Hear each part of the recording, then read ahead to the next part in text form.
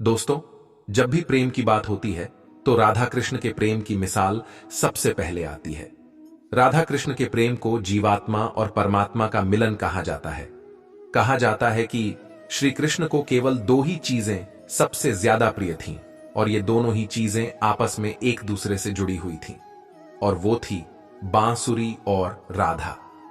कृष्ण के जन्म, राधा के जन्म तथा उनकी दोस्ती की कहानी तो बहुत प्रचलित है, लेकिन क्या आप जानते हैं कि राधा जी की मृत्यु कैसे हुई? आखिर क्या कहानियां प्रचलित हैं उनकी मृत्यु को लेकर? दोस्तों, आज के इस वीडियो में हम यही जानने की कोशिश करेंगे। तो चलिए शुरू करते हैं। राधा कृष्ण के जीवन का सबसे सुंदर पहलू बरसाने की जान और श्री कृष्ण की शान थी। कहा जाता है कि लोक कथाओं के अनुसार राधा जी ने अपने जीवन के अंतिम दिनों में अपना घर छोड़ डाच दिया था और श्री कृष्ण से मिलने द्वारका चली गई थी। कृष्ण के वृंदावन छोड़ ढाने के बाद से राधा का जिक्र बहुत काम हो गया। राधा और कृष्ण जब आखिरी बार मिले थे तो राधा ने कृष्ण से कहा था, भले ही वह उनसे दूर जा रहे हैं किंतु मन से कृष्ण हमेशा उनके साथ ही रहेंगे। इसके बाद कृष्ण मथुरा गए और कंस और बाकी राक्षसों को मारने का अपना काम पूरा किया। इसके बाद प्रजा की रक्षा के लिए श्री कृष्ण द्वारका चले गए और द्वारकाधीश बन गए। जब कृष्ण वृंदावन से निकल गए तब राधा की जिंदगी ने अलग ही मोड़ ले लिया था। राधा की शादी अयान से हो गई। राधा ने अपने दाम्पत्य जीवन की सारी रस्में निभाई और बूढ़ी हो गई, लेकिन उनका मन तब भी श्री कृष्ण के लिए समर्पित था। राधा ने पत्नी के तौर पर अपने सारे कर्तव्य पूरे किए और दूसरी तरफ श्री कृष्ण ने अपने दैवीय कर्तव्य निभाए।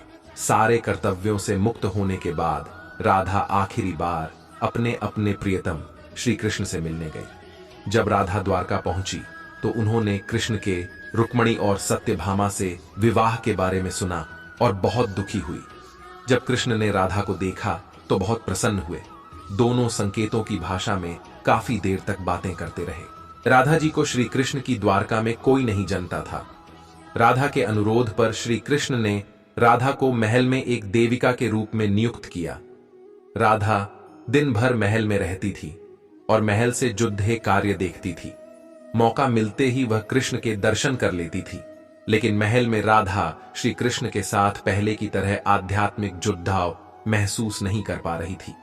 इसीलिए राधा ने महल से दूर जाने का निर्णय लिया और सोचा कि दूर जाकर वह श्री कृष्ण से दोबारा गहरा आत्मिक संबंध स्थापित कर पाएंगी। उन्हें नहीं पता था कि वह कहां जा रही हैं, लेकिन भगवान श्री कृष्ण जानते थे। लेकिन जैसे जैसे समय बिता तो राधा बिल्कुल अकेली और कमजोर हो गई।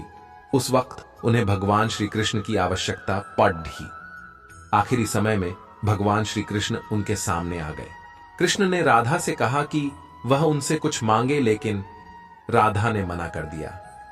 कृष्ण के दोबारा अनुरोध करने पर राधा ने कहा कि वह उन्हें आखिरी बार बांसुरी बजाते देखना चाहती है। श्री कृष्ण ने बांसुरी ली और अपनी जिंदगी की सबसे सुरीली बांसुरी उन्होंने उस दिन बजाई थी। श्री कृष्ण ने दिन रात बांसुरी बजाई जब तक कि राधा आध्यात्मिक रूप से श्री कृष्ण में विलीन नहीं हो गई। बांसुरी की धुन सुनते सुनते राधा ने अपने शरीर का त्याग कर दिया। हालांकि श्री कृष्ण जानते थे कि उनका प्रेम अमर है, पर बावजूद इसके वह राधा की मृत्यु को बर्दाश्त नहीं कर सके।